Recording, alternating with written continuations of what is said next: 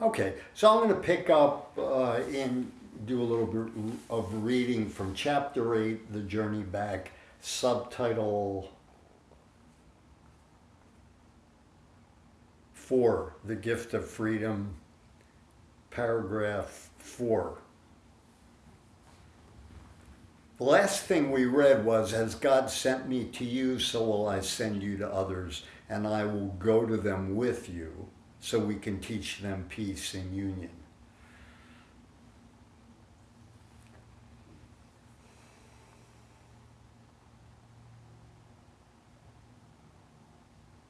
Jeffrey, Yeah, I just texted Honora. She apparently is running a little late, but she's coming. okay, great.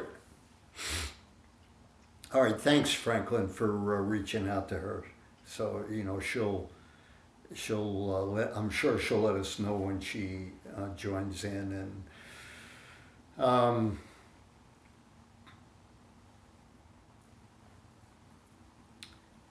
okay, so the fourth paragraph begins, do you not think the world needs peace as much as you do? Do you not want to give it to the world as much as you want to receive it? For unless you do, you will not receive it. If you want to have it of me, you must give it, right? The whole mechanism, the function of having is giving. You receive what you extend. In the idea of a universal self, of a singular self, everything you're giving to yourself. So that's how to bring it into awareness, bring it into mind. If you want to have it of me, have it of this singular self, this true identity, you must give it. You have to express it. Healing does not come from anyone else because there is no one else. Right? In that universal self is creator and all creation. So healing does not come from anyone else, because beyond you there is nothing. Beyond you there is nothing. You must accept guidance from within. You must accept guidance from within. The guidance must be what you want, or it will be meaningless to you. It won't make any sense. That is why healing is a collaborative venture. Miracles depend on cooperation. That is why healing is a collaborative venture. I can tell you what to do, obviously not me as a separate self-identity. I can tell you what to do. Again, this is the singular voice, universal voice, Holy Spirit, your Holy Spirit. That self says, I can tell you what to do, but you must collaborate by believing that I know what you should do, that there's something in your midst that knows what to do, knows what you should do.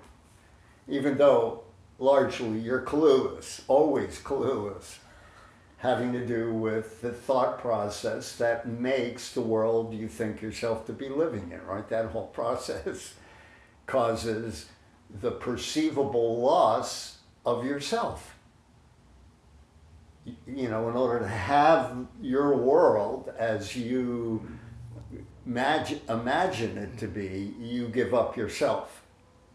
And I think that's the humor in that biblical idea that abandon all hope, all ye who enter here. Mm-hmm. Right? Because to gain the world, you abandon if you could abandon your soul, that would be that step.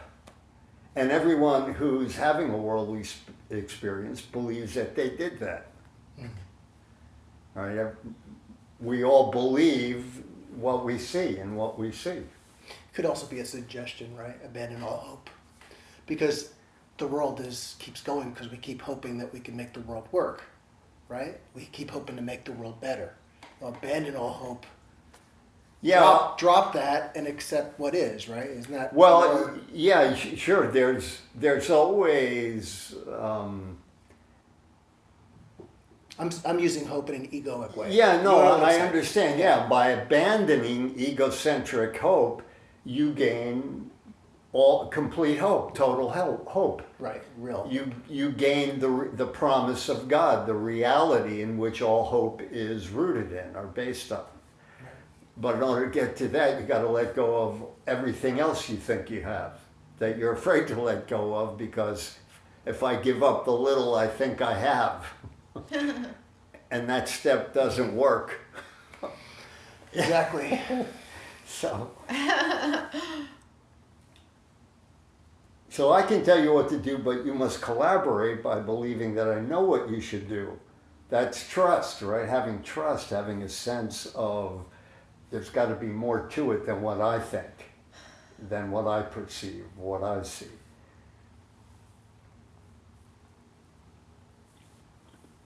Honora here.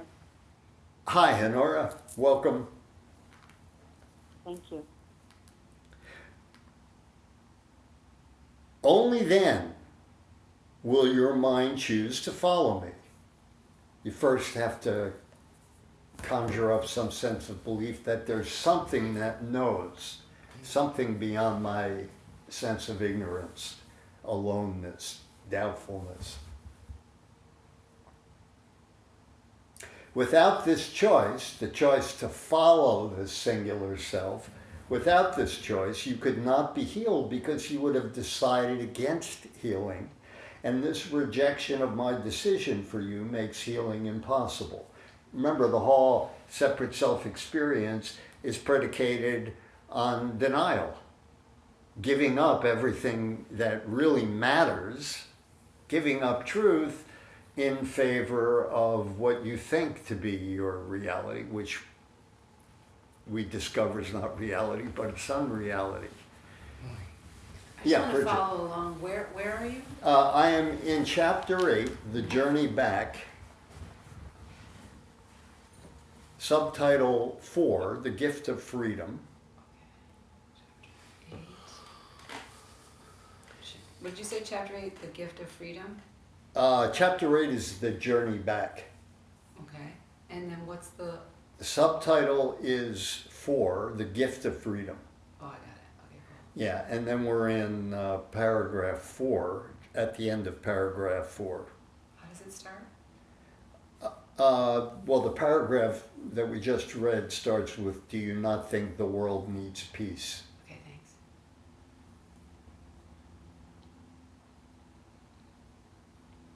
And this idea of a rejection of my decision for you makes healing impossible, because you're rejecting the only aspect within your being that knows. The part of you that hasn't, that, you know, knows not of illusion. The part of you that's just beautifully, powerfully, boldly, forever true. That seems to be another self outside of the, you know, the idea I have about who I am.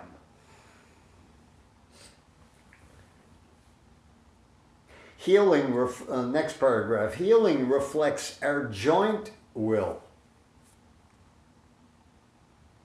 Healing reflects our joint will.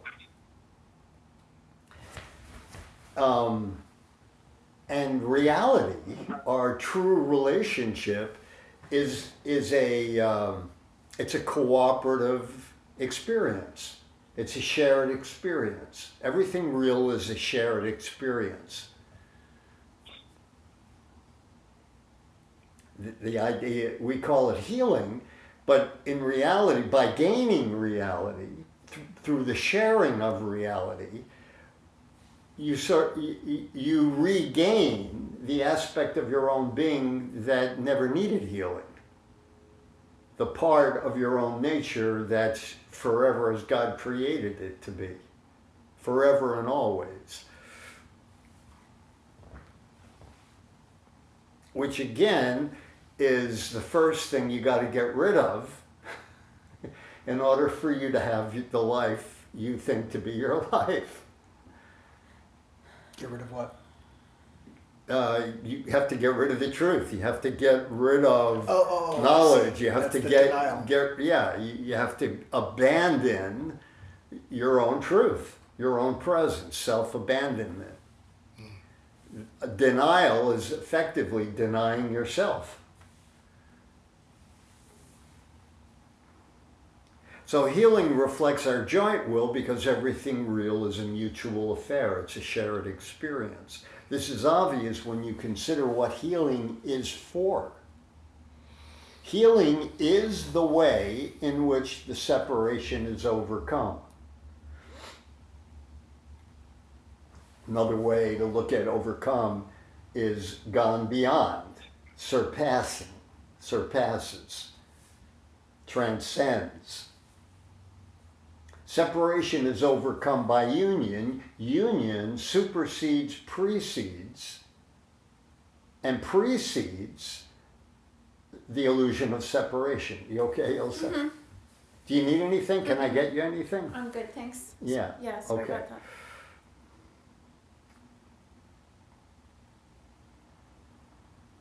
Connected to Jeffrey's iPad. So separation is overcome by union. It cannot be overcome by separating. Which more or less is what our ego personal strategies for healing really are. They're just another version of how to maintain the thing I'm always complaining about. My problematic life. That's the fighting against, right? It can take a wide variety of forms. Yeah. But it's always some version of defense, of defending my illusion, my thought system. Can I just comment how funny that phrase is where it says, separation is overcome by, it looks like separation is overcome by union. It cannot be overcome by separation. Yeah. Like, it's just like, It's so logical, so simple. Yeah. But rarely, all human thought is not simple. It's all convoluted. Yeah. And one aspect, one version of my story is meant to continue the previous version of it, but in some concealed way. It's no wonder that after some time of practicing the development of separate thinking or illusory thinking, you're at a deep sense of loss. How else could it be? Yeah, we'll look at it. I was just going to say that the very first Course in Miracles group I went to was at the corner of Union and Division. I mean, it just happened to be that there's Yeah, union and division. Perfect. Which Yeah. street were they on? Pardon me. Which street were they on? Which street? It was at the Oh, it was intersection. right at the At intersection. intersection, yes. Oh, wow. Yeah, talk about metaphor.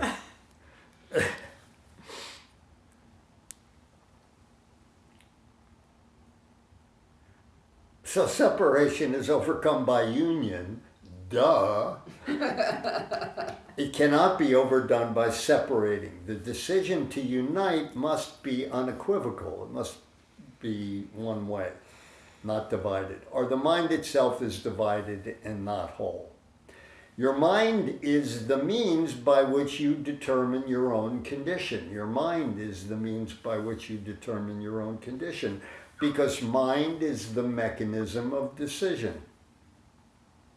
It is the power by which you separate or join and experience pain or joy accordingly, even though only one is true. Joy is your true emotion. Pain is illusory. It has no reality to it.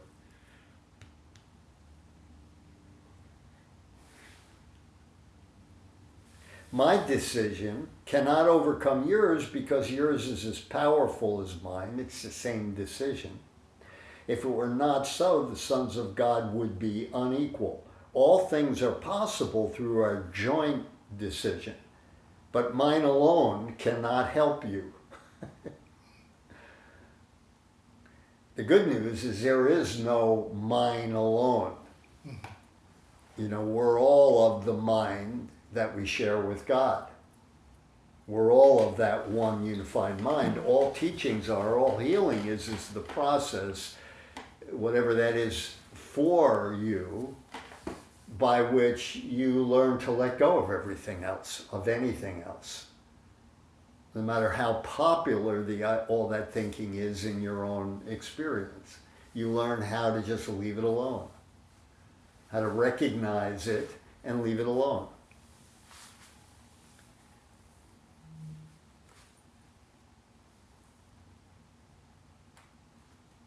Your will is as free as mine, and God himself would not go against it.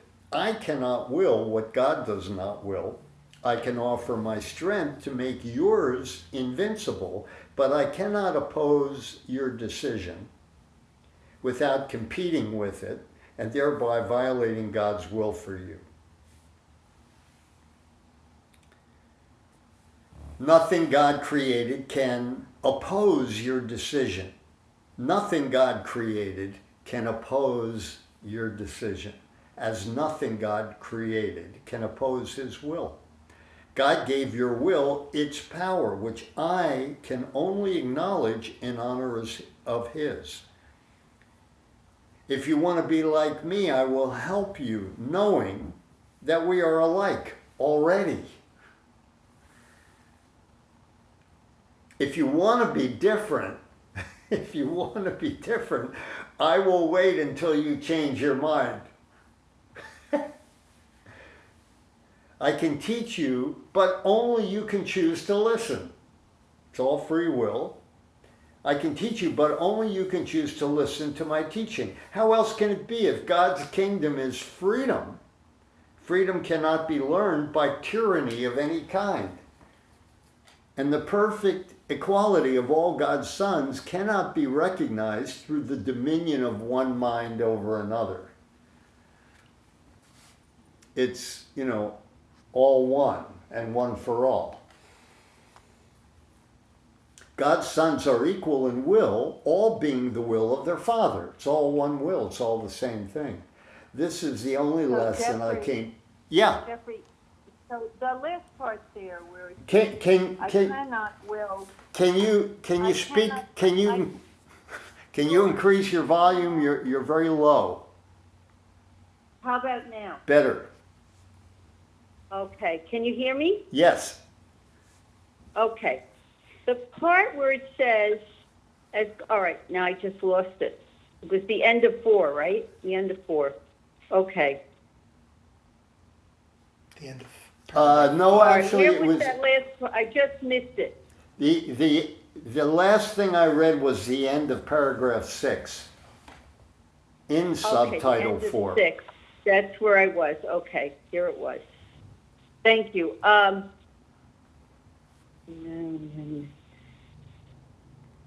it was about opposing. No, it was the end of paragraph 5. Okay. Okay. I can offer my strength to make yours invincible. Okay, so in there is agreement and in there is a joining. But I cannot oppose your decision without competing with it. So that is not a joining, and thereby violating God's will for you. Okay? That means I don't necessarily have to agree with whatever it is you do. I don't have to give you my strength because somehow this is God's will for you.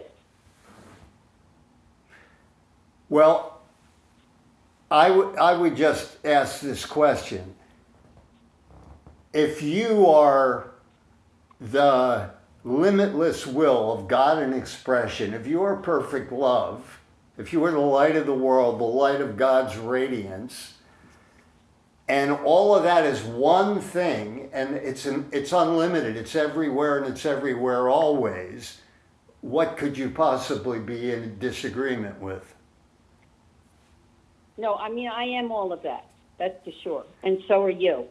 and I agree with you, but I was just saying, what are why in there somewhere is some human way that we look at it. I cannot oppose your decision without competing with it and therefore violating God's will for you. Yeah, I mean, that's another way of saying, you know, what did we just It's the read? idea. If you want to be the like idea me, that- I will help you, right? Because your reality is like me, right? In our mutual joint reality, there's nothing that I agree with or disagree with. It's all just perfectly acceptable. It's one thing. Now look, I know nobody believes this. You can't believe this in your human thinking, but you can bypass all that confusing Yes, circuitry yes, and okay. just go to I got it. knowing I that get it's true. I Even got if in your thinking is you don't believe it, right? Helen Chuck. No. Whether belief or not belief, I got Yeah. it. I just went past it. I recognize that everyone has a will that God has given them, and there's Yeah, no it's reason all to and it's oppose all God's will. It's all Yes. one thing. And within the reality of that one thing, there's nothing to object to. There's nothing that's better or worse than anything else. It's all a part of But something. in opposition, I will be violating God's will. If it would be possible to violate God's will, then in the realm of I disagree with that or I'm objecting to that, it would appear that I'm violating God's will. And what's the experience associated with violating God's will? Feeling Being like separate doo-doo. again. Feeling bad. No, I'm feeling like you do. What does that mean? No, I said feeling like doo-doo, which is a Oh, polite way of doo-doo. saying like shit. Yeah, and that's the same thing as being separated, which is really not in union. I understand. And not really possible. Although I may from time to time think it to be possible. I may from time to time think that that's what's happening. But it'll always be accompanied accompanied by some sense of feeling at a loss, feeling not all Yeah. right, nervous, Yeah. aggravated, upset about something that I can't quite ever figure out, no matter what I seem to do in terms of my remedies or trying to, correct it. I have no answer for that whatsoever. The answer for that is what we call healing, transcendence, being awake, being as God created me, letting go of the whole sad and sorry story that I am famous for, that I've made so popular in my little realm, in my little delusion. I'll take God's offering of strength to make me invincible. Beautiful. And that'll help you enormously and help all of us instantly. And, it'll just please God to no end because, you are his beloved in whom he is well pleased, right? He couldn't feel more pleased about you than he was in the beginning, in which nothing changed. Yeah. Right? So all this business of going forward in time is really going backward in time or undoing time, collapsing time, by letting go of all of it as fast and as furiously as you're willing to. No obligation, no pressure. Just the uncanny experience that in every decision you make to let yourself be as God created you, you lighten up and brighten up and feel more joy and better within you relax into yourself. You return to normalcy, you return to sanity. The dream is over, your dreaming is over, you're feeling bad about this, that, or the other thing is over and done. You know, your only job is to be willing for it to be over and done. And to affirm that and assert that and declare that it's true, even in the midst of your own what appears to be stubborn opposition to it, objection to it. Remember, just because you think something does not make it true. Just because you think it doesn't make it true. Thoughts are just thoughts. And they have no more influence and strength other than the influence and strength that I give it. So, there's good reason for me to become interested, to be interested now in what I could learn now, so as to displace or take the place of what I think I know. Because what I think I know is troubling. It's hard to catch it. Well, It's really hard to catch. I mean, you know, you get better at it, but I mean, today I was thinking, oh, I'll record, and then I said to myself, no, what I should do first is I got to practice, and I got it for 2 weeks, and then I got to set up the lighting just right, and I've got to do. And the thought came to my mind: why do you have all these rules for something as simple as recording? Yeah. You could just go in there, put the recorder on, play without practicing, and just see what comes out. Yeah. Now, I wouldn't have questioned that. I've never questioned that idea. And I don't, and you know, like, why today did I catch it? Who knows? I mean, it's, you know, mercy from God. But to see that, it's like, and we have all these lists of things that need to be done before I can do this, that. Well, this imposition, this imposing or intruding this set of conditions upon an unconditional experience, right? Yeah. In other words, sooner or later, everybody realizes that the reasons, not the reasons, but what I need, what you need to be happy is why you're never happy. Everybody has to learn to see that your conditions for happiness are really conditions for misery. Wow. That's crazy. It's right, and that's perfectly consistent with everything is upside down in this world. In the ego playbook, everything is upside down. But if I do that, it'll be better. No, it won't. No, it's true. Yeah, it won't be better. Seek and never find. Yeah, exactly. Bridget says seek and never find. It's just part of the seek and never find rule book, which is overlearned, right? All this human thing is all overlearned. My way is overlearned. The best I can do about my way is leave it alone. You'll never find.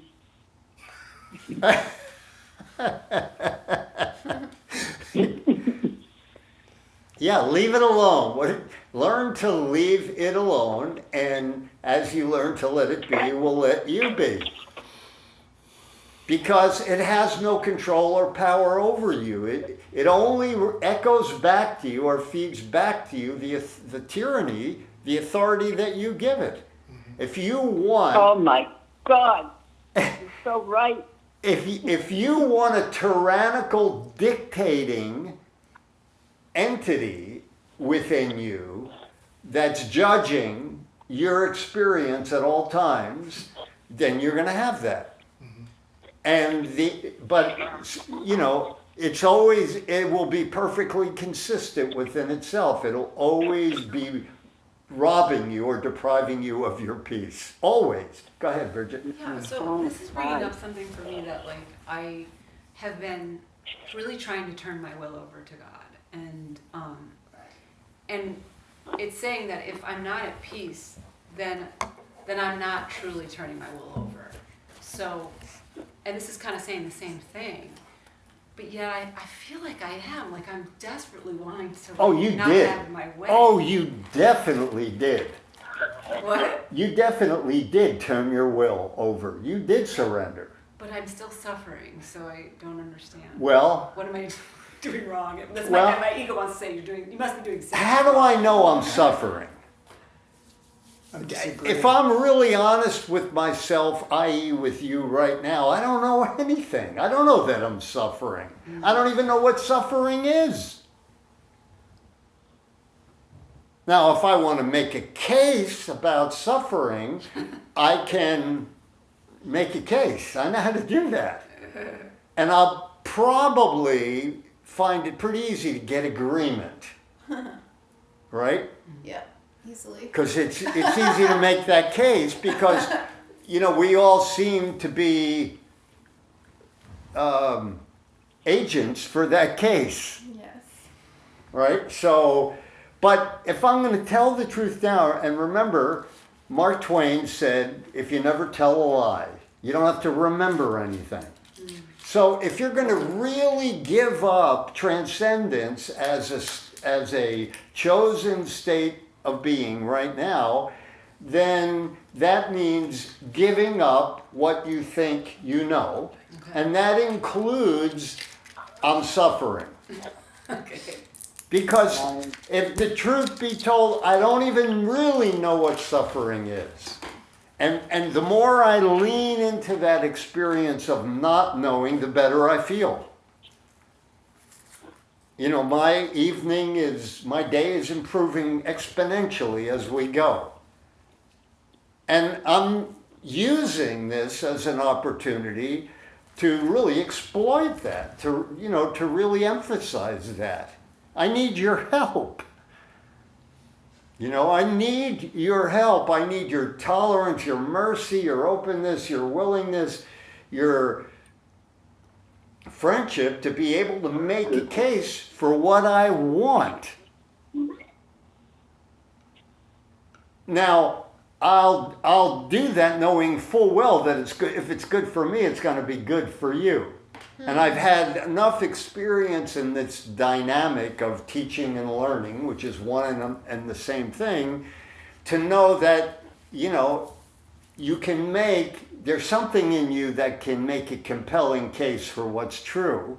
And if you allow that to happen, to override or overrule what I think, what you think, then it'll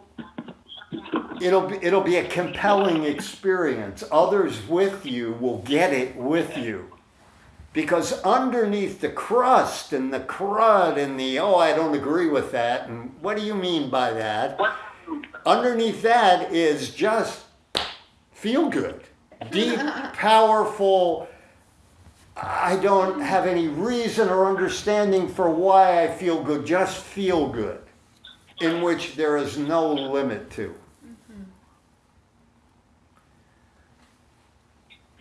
So, if I'm going to have a time experience, if I'm going to have a time-space experience, then let my time-space experience serve that end and that purpose.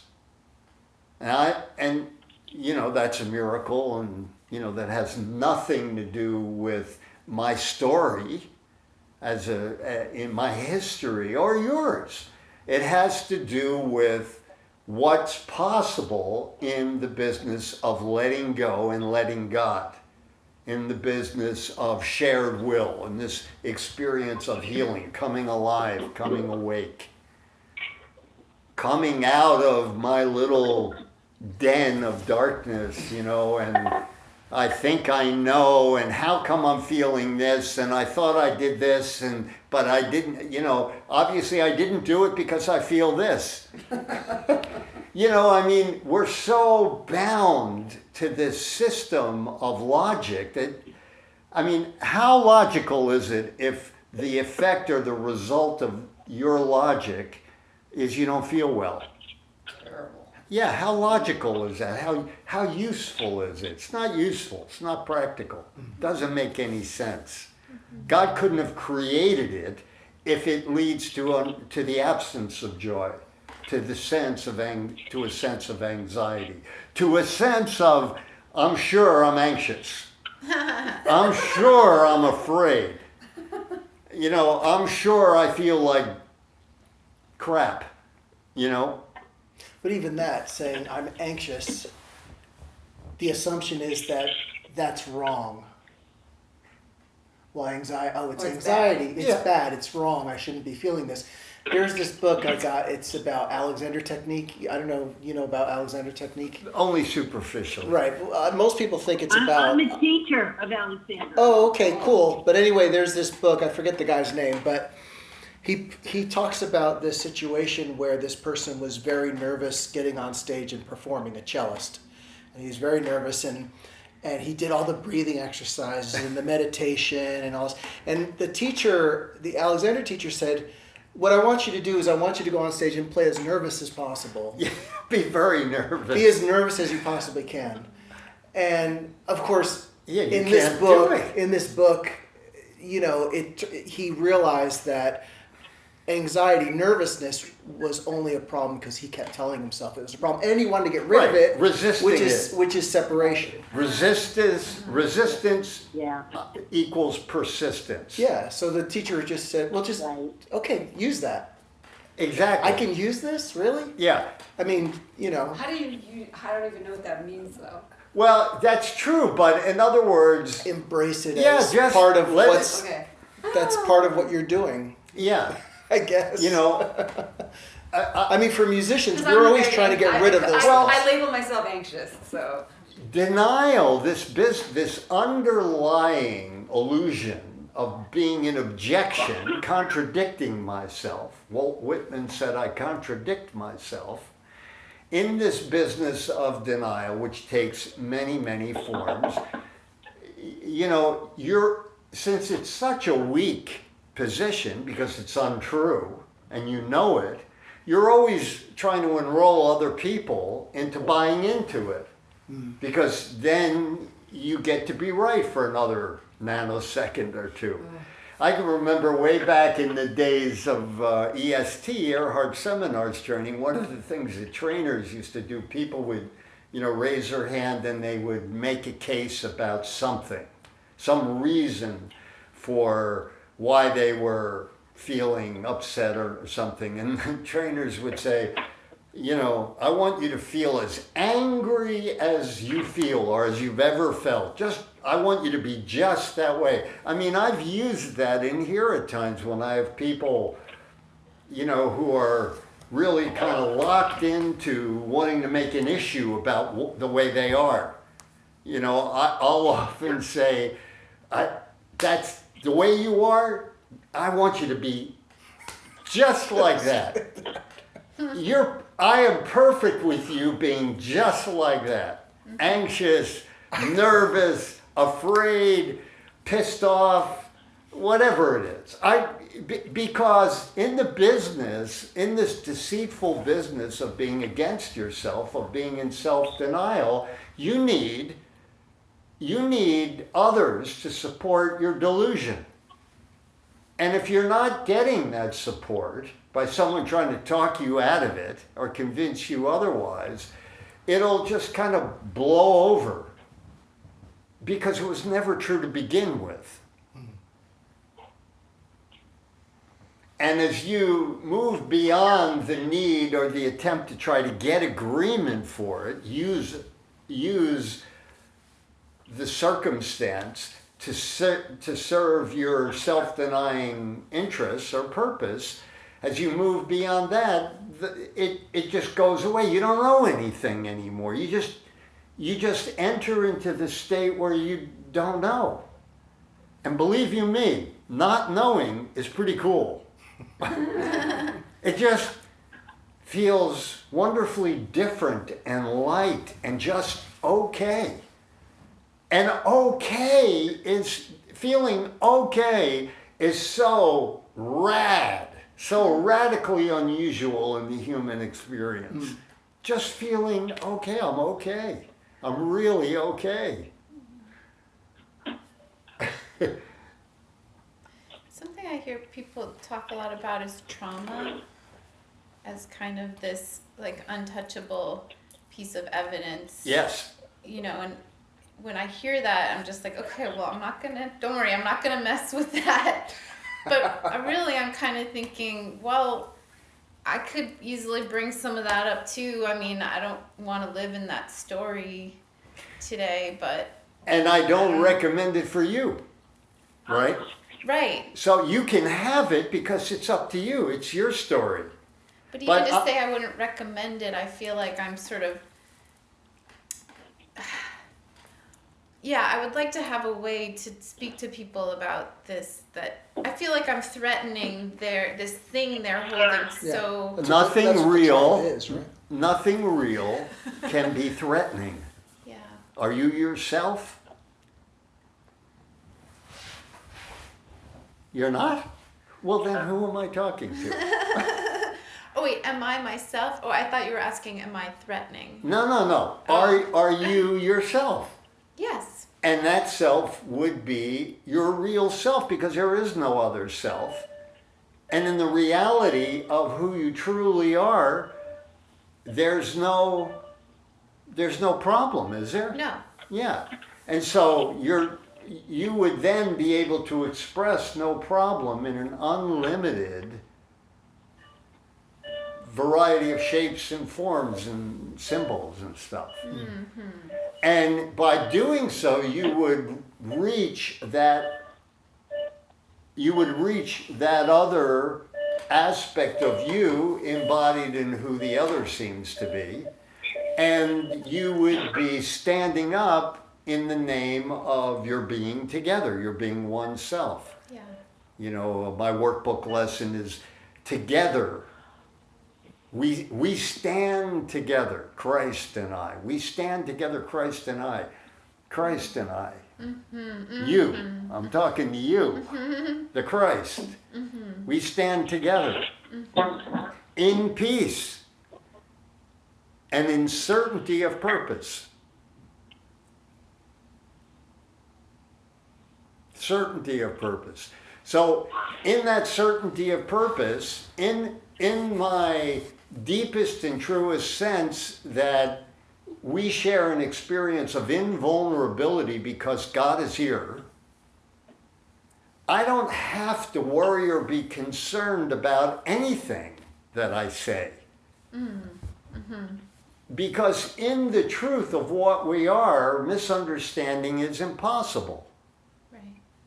So that empowers you in a very compelling way to sort of bypass the circuitry of your story and my story, and I don't want to interfere with your story. I don't want to intrude upon your story. I don't want to take away anything from you. I don't want to take away anything from you, and I can't. Right. I just want to make a case for the truth that's beyond that in some way, and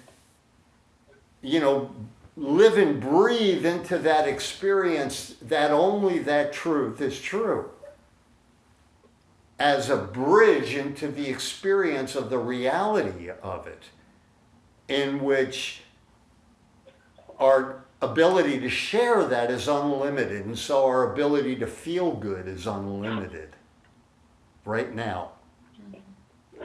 And somehow, in the miracle of just being together and being open to that idea, I don't have to agree with it, I don't have to get you to agree with it or not. In the possibility of everything as being possible, we can share an experience that's going to be as good for me as it is for you in some way. Yeah, I mean, I have. So then you don't have to worry about what you say. And True. Although sometimes people may not.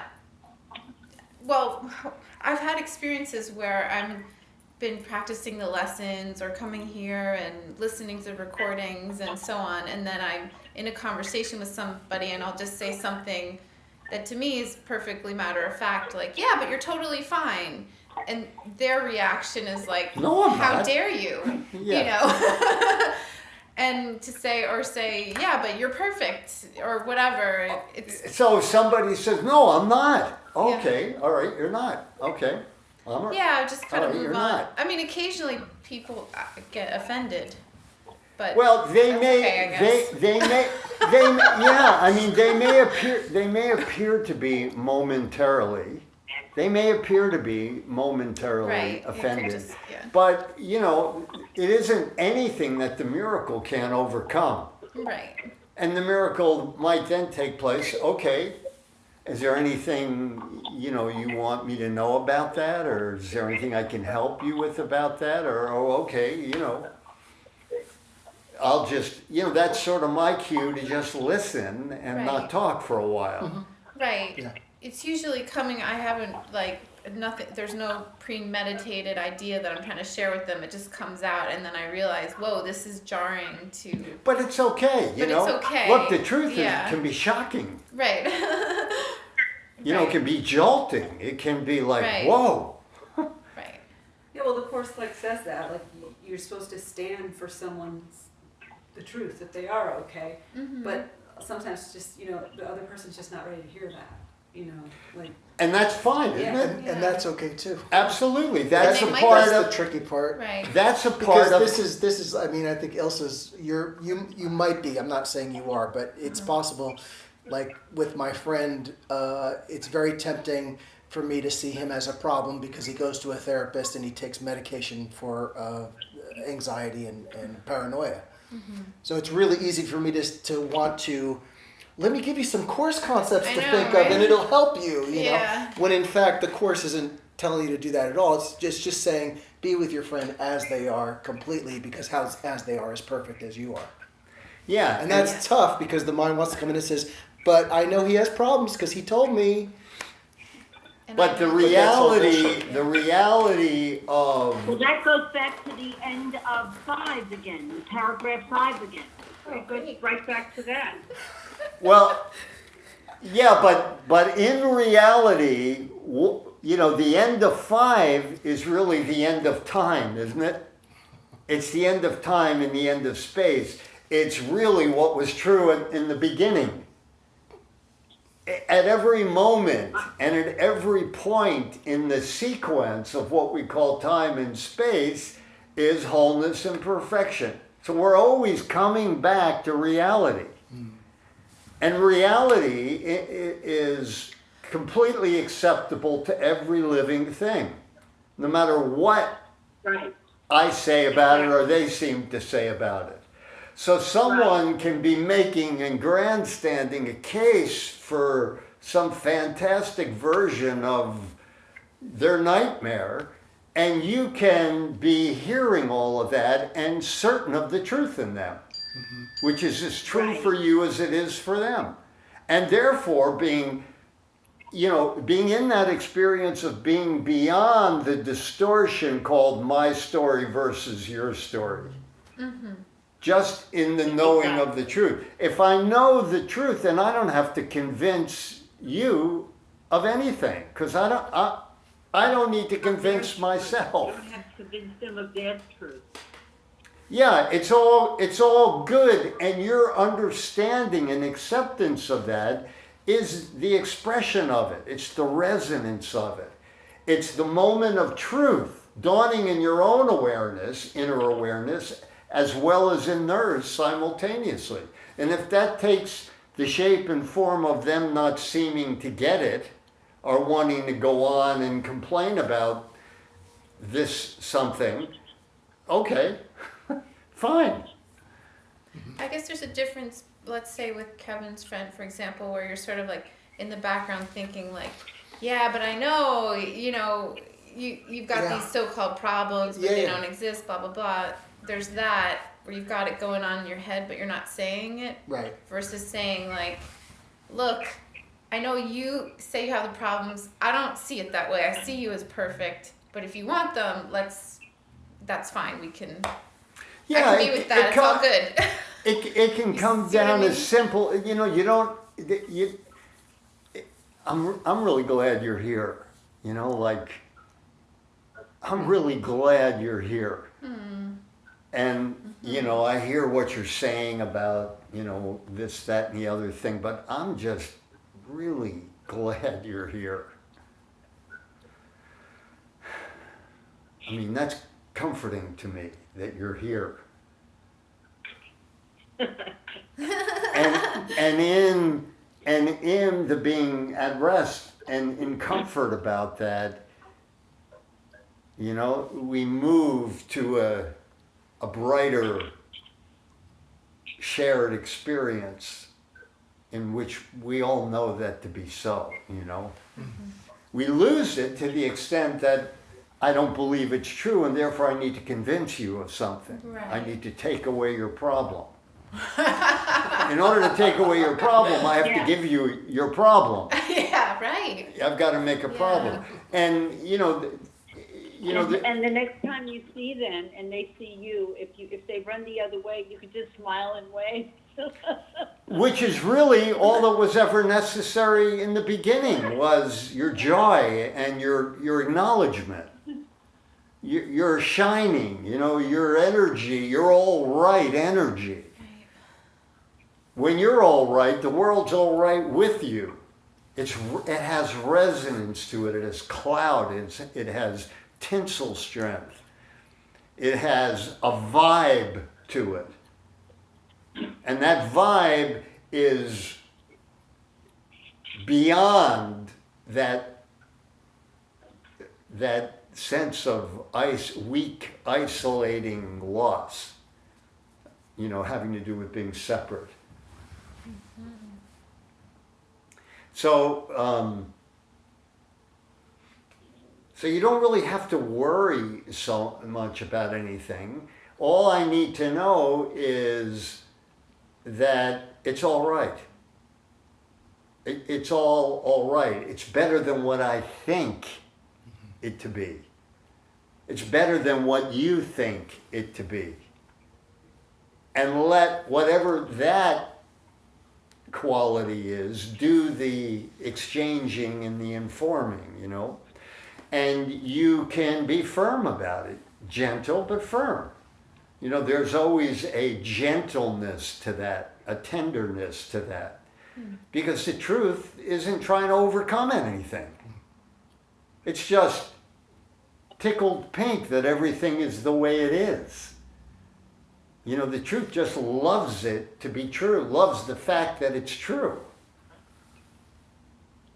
And that's all you need to know, you know. Everything else is woefully optional. You know, Byron Katie, one of her techniques is when people start imposing what they think upon a beautiful moment of here and now, her response often is, how do you know that? Is it true? Is it true? Yeah, is it true? See, everybody knows down, you know, at a root level that precedes all that storytelling is, you know, it's all doubtful. I don't really know what the heck I'm talking about, even while I'm making the case for it, you know? Yeah. Mm-hmm. So that's a good place to be, because within that experience, that's one tick beyond what you think you know, is a fertile, enriching experience of possibility, of comfort, of just feeling okay to begin with, and way beyond that. Because there's no limit to how good you can feel. There's no limit to the extent in which we can share feel good. But I have to be willing to set aside my thinking that may in fact be attempting to color the situation in an unpleasant way, having to do with what I think or thought. It isn't even what I think, it's what I thought. Right. So, you know, life has a better explanation if you want to hear it, if you're open to it. And it'll always represent that and speak on behalf of it. And it'll always suffice in some way. Always. So you don't have to worry so much about hurting anybody's feelings, because you can't really hurt anybody's feelings. Right. Yeah. All right, so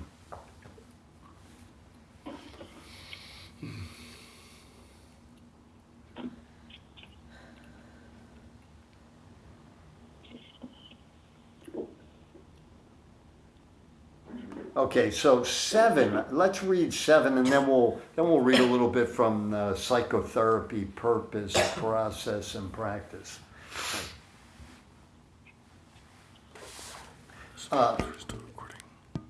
Chapter 7. If your will were not mine, it would not be our Father's. Right? It's one or nothing. It's either true or not at all.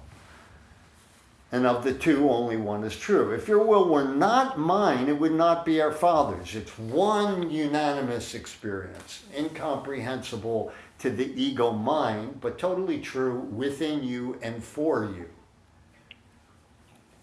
This would mean you have imprisoned your will, which is impossible, and have not let it be free.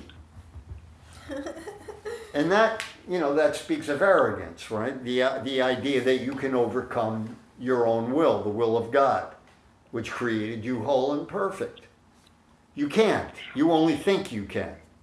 You only think you did.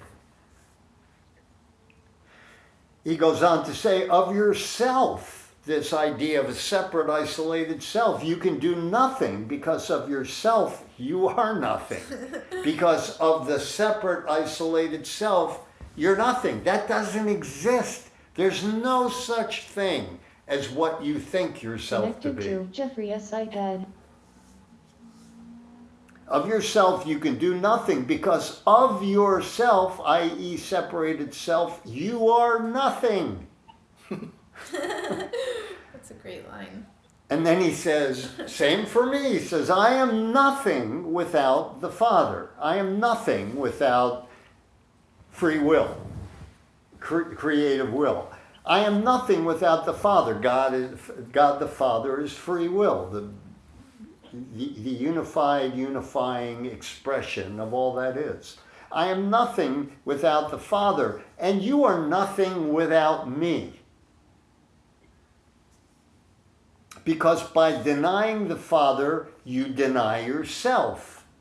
I will always remember you, and in my remembrance of you lies your remembrance of yourself. This thing that is remembering you is yourself, which is why you should thank God that you have something in you that can't forget.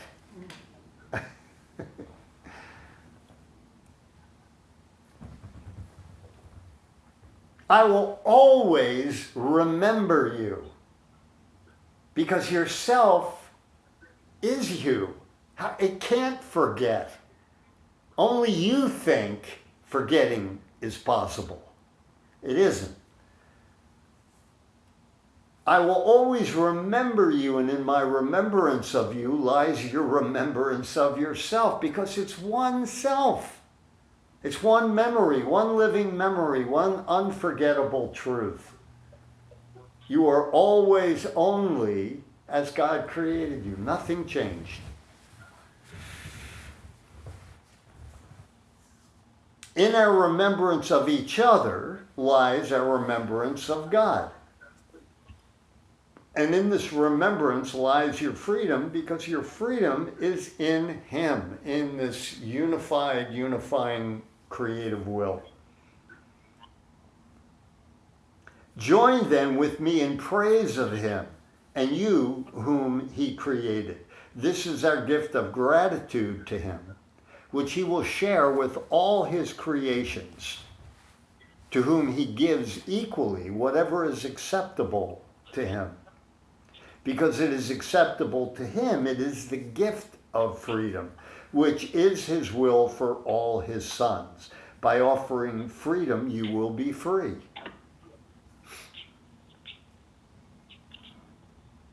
One more paragraph and we're done with the chapter 8. Freedom is the only gift you can offer to God's sons, being an acknowledgement of what they are already and what He is, always and forever. Freedom is creation because it is love. Freedom is love. You are love. Love is what you are. Whom you seek to imprison, you do not love. So, part of the business of recognizing your own mind wandering, attempt to imprison yourself, delude yourself with the idea of imprisonment, and recognizing that's just a form of denying love, not loving myself. Recognizing that so that you can interrupt your interest in it.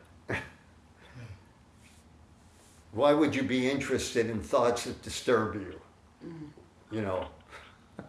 Fascinated. Sadly. In some weird, but I don't, I'm out of Because we're that. trying to solve the problem. That's why. Yeah. Right? Ultimately, we're trying to solve this problem. Yeah, well, Making a good effort. because And if you just give me a little bit more time, I'm going to get to it. I'll find the right book. I'll find the. just But I'm finished not this there whole yet. thing. Well, I'm trying. I'm not there yet. And of course, in order to solve the problem, I must first make a problem. So my solving the problem is really nothing more than a diluted variation of making the problem. But then we have to recognize there's only one problem. Wh- And it's wh- already been solved. Yeah, and the recognition that there's only one problem leads to the understanding in which there are no problems. It leads to life in which there could never be a problem. No contradiction. I'm not in disagreement with anything. Not even Donald Trump. Or, whoever. Whoever's the trigger. Yeah, whoever it is that you may seem to temporarily or momentarily occupy that, mode of thinking. I heard that. Therefore, when you seek to imprison anyone, including yourself, you do not love him, and you cannot identify with him. Anything you can't identify with, you don't understand. Anything you don't understand, you don't love. Anything you don't love, you're going to be afraid of.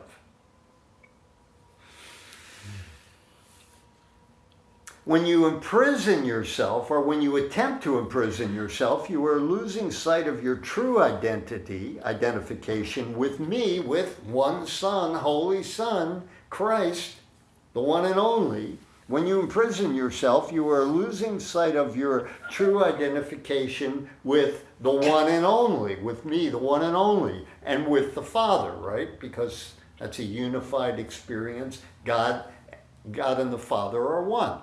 My Father and I are one. Jeffrey. Yeah.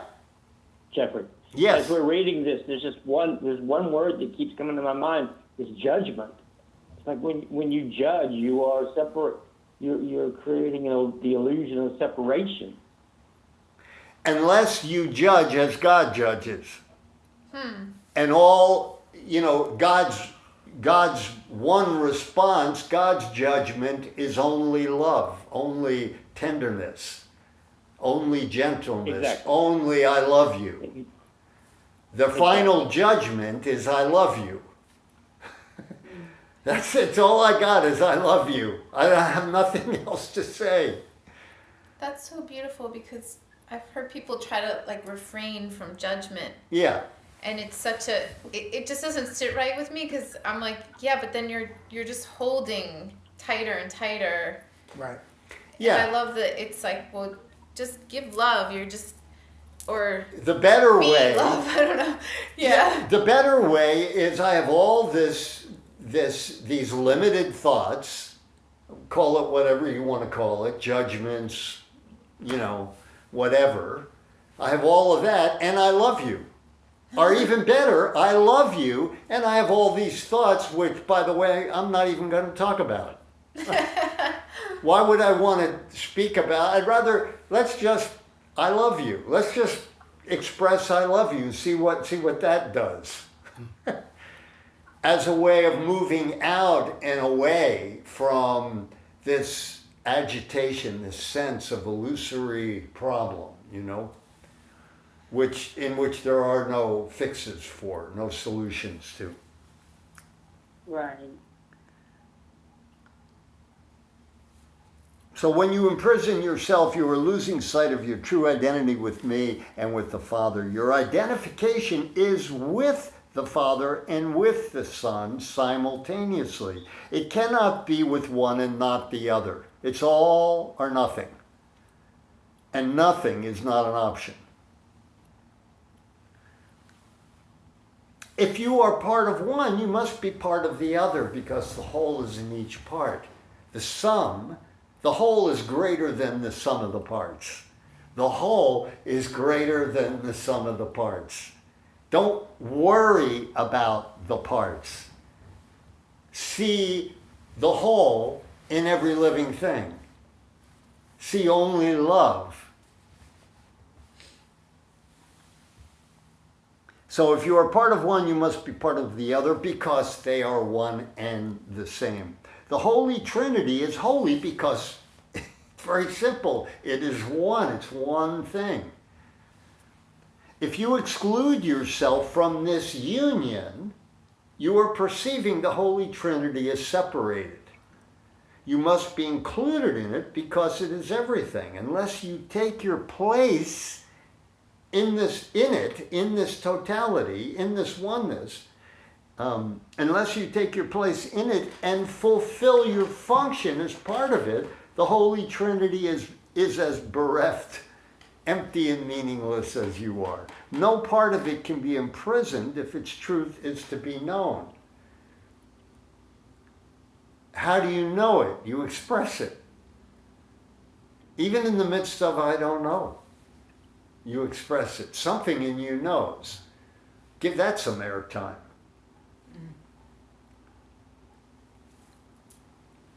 Yeah, so, Yeah. Okay, so let's see, where are we right now? It's 8:20. So we'll read just a tidge, just a little bit in the process of psychotherapy. This is the introduction in that little supplement booklet. If you don't have it, no need to read along. I'll just read a little bit. And then we'll wrap up for the evening. Can everybody have a sense of we're already wrapped up? Mm-hmm. It's, this business of one that started a long time ago. And it was whole and complete in the instant of the birth of that idea, the birth of that thought. It was never a problem in any of it.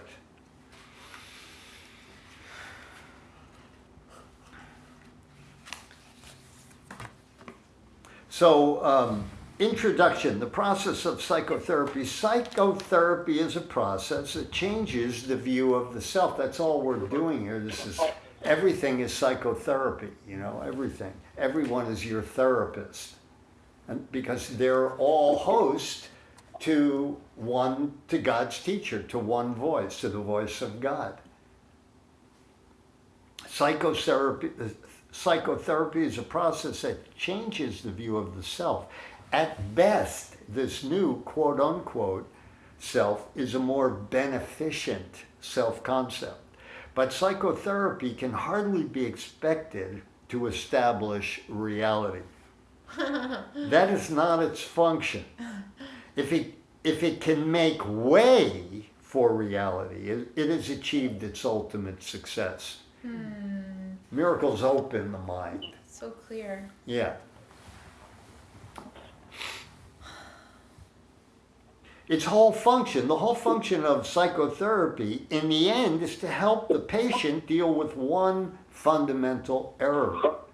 The belief that anger brings him something he really wants. And that by justifying attack, he is protecting himself. To whatever extent he comes to realize that this is an error, to that extent is he truly saved. Patients do not enter the therapeutic relationship with this goal in mind. On the contrary, such concepts mean little to them, or they would not need psychotherapy, they would not need help. Their aim is to be able to retain their self-concept exactly as it is. You know, it's like everybody comes into the group in an uncorrected or unconscious way, just trying to hold on to what they think and find some new way to validate all that. Even though the validating of it just causes the continuance of the discomfort. But if you associate yourself with the idea that that's what I am and who I am, you know, you need to make more of it. You know, you'll be making a case for it because it's the way you establish being, even though it's not true, it's falseness. It gives you existence, but painful existence, discomfort, suffering, the absence of joy. So on the contrary, such concepts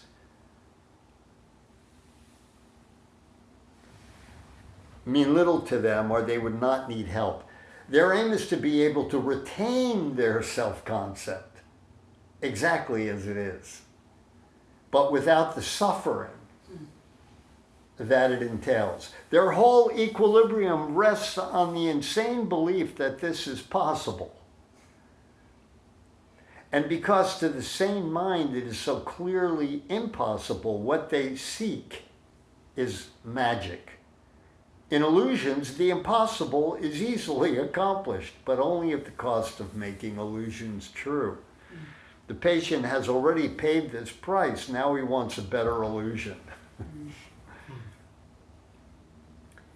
At the beginning, then, the patient's goal and the therapist are at variance. The therapist, as well as the patient, may cherish false self-concepts, but their respective perceptions of improvement still must differ. The patient hopes to learn how to get the changes he wants without changing his self-concept to any significant extent. He hopes, in fact, to stabilize it sufficiently to include within it the magical powers he seeks in psychotherapy. He wants to make the vulnerable invulnerable and the finite limitless. The self he sees is his God, and he seeks only to serve it better. Sorry, I can only search by topic for movies. Thank you, Siri. Regardless of, one paragraph remains. Regardless of how sincere the therapist himself may be, he must want to change the patient's self-concept in some way that he believes is real. The task of therapy is one of reconciling these differences. Hopefully, both will learn to give up their original goals. For it is only in relationships that salvation can be found. Whatever salvation is, it's a shared experience. Nobody gets it alone. At the beginning, it is inevitable that patients and therapists alike accept unrealistic goals not completely free of magical overtones. They are finally given up in the minds of both. This is the business. Miracles promote the business of letting go. Excuse me, the business of just letting go of everything I think myself to think. Only to discover that, lo and behold, in every instant there is a new thought being given. There's something being born that's new, that's wonderfully, powerfully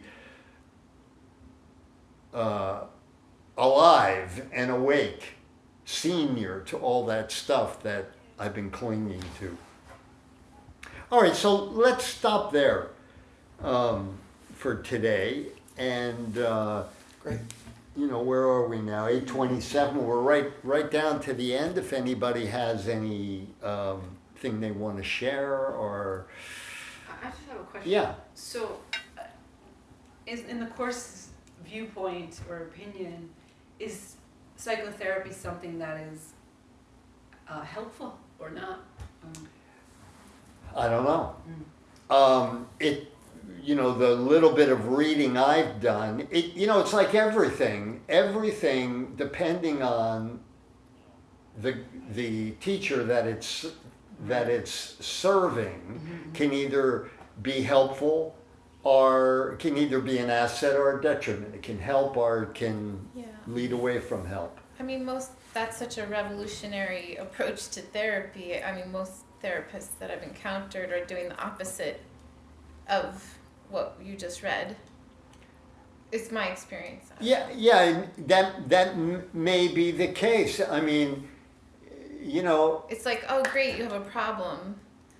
Let's, reinforce. It's almost like reinforcing. I'm in the business of problems. Yeah. You've come to the right place. Yeah. But I think some therapists, the idea is to get you so comfortable with the problem that you stop bothering yourself about it, right? Isn't that part of it? It could be. I mean, it could be, God works in mysterious ways. And different. Loving intelligence will work in the dynamic of healing in some way. If there's a little bit of willingness in the patient and therapist. The best we can achieve is an outcome of sharing a little willingness, right? Mm-hmm. I'm willing. Are you, could you muster up a little bit of willingness to, let's have a look at whatever this is from this place that we can see together. Yeah. Mm-hmm. That's a good therapist. Yeah, making a move out in a way from this illusory, divided or separate state. Right. Are you guys online still there? Did my phone drop the call? Yeah. Oh, shoot. It did. Oh, what a bummer. Well, maybe not. Need therapy for that. Let's solve the problem. You guys are there? You guys, have you been able to hear? No, I haven't heard anything for the last 10 minutes, probably. Perfect. In some way it's got to be perfect, even though it's not what I intended. I don't know what happened, but through the wonders of digital technology, turned the speaker off, but didn't drop the call. I would apologize for that, except I think in some way it had to be perfect, Yeah, I felt the energy. Nice. Yeah, I mean, we're all coming to that place of which where we realize words went as far as they can go. Mm-hmm. And, still we need to take a step in a direction, and that direction we can kind of breathe ourselves into. Words are not necessarily going to be an asset in getting us there. Mm-hmm. So, in the beginning it was good, it's still good now, in the end it's good. It all turned out. So somehow in this process of what we call healing, we need only remind ourselves and each other that it turned out all right. It's all right. Mm-hmm. It's okay for me to feel the way I feel. It's okay for me to have thoughts. It's okay for me to feel like, oh my God, it's Tuesday night again. What are we going to talk about? It's all okay. We're learning how to divine, how to access deeper, present, and abiding truth that's beyond our symbolic thoughts and our need for words and our need for explanations and, any of that. We're learning how to take a breath and shift or move in the direction of the invisible. The thing that I can't conceive of, but is nonetheless here and present. And that was true in the beginning, it's true now. We may be able to share symbols and words that that give credence and illumination to that experience. And it's okay if the technology drops out and we just have nothing, stillness. In the S training, the trainers used to say, if the trainers just read the phone book, it would be the same. Wow.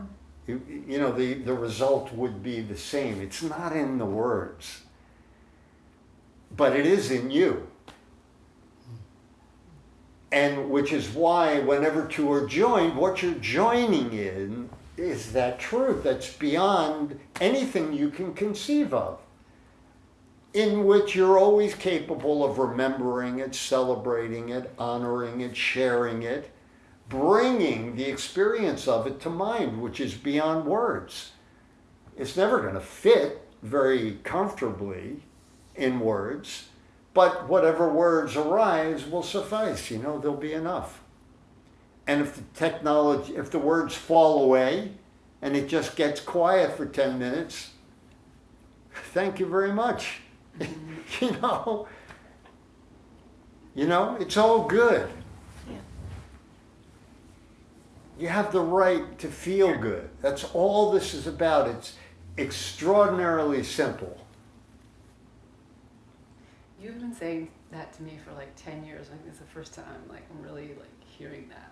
You have the right. Well, I have the right to feel good. It was meant to be. Yeah. There was a moment for each of us when the truth became obvious and it sufficed. Yeah. And from our perspectives, it seemed, from our individual perspectives, it may have seemed that was a moment in time, but it never was in time. It was always the truth. It was the thing you always knew, that you never could quite shake or really forget. So, anyway, thank you for a great evening. Thanks for showing up and being a part of this. Again, if you want to review any of these things, including last week, are there recordings from before as well on that YouTube channel? There are. So there's a lot of stuff from previous versions, and some really good talks and good exchanges that occurred over time. So if you're there isn't anything that you really need to review it for, because you were here. And it couldn't have happened without you, and it happened through you and because of you and with you. So, but if you feel inclined to want to review, this week or last week or any of the previous moments that Kevin, recorded and posted on the YouTube channel, feel free to do so and like that. I thank you very, very much on behalf of Bridget and Liliket and Ilsa and Kevin and myself, Jeffrey, and thank you, Joseph and Franklin and Ivy and Honora and anybody else who might have checked in with us. And I'll see you soon. I hope we can do this again. And it's a high likelihood next Tuesday that'll happen. Unless it doesn't. God bless you, and thank you for a wonderful evening, and to be continued. Good night, everyone. Good night. Good night. Sure.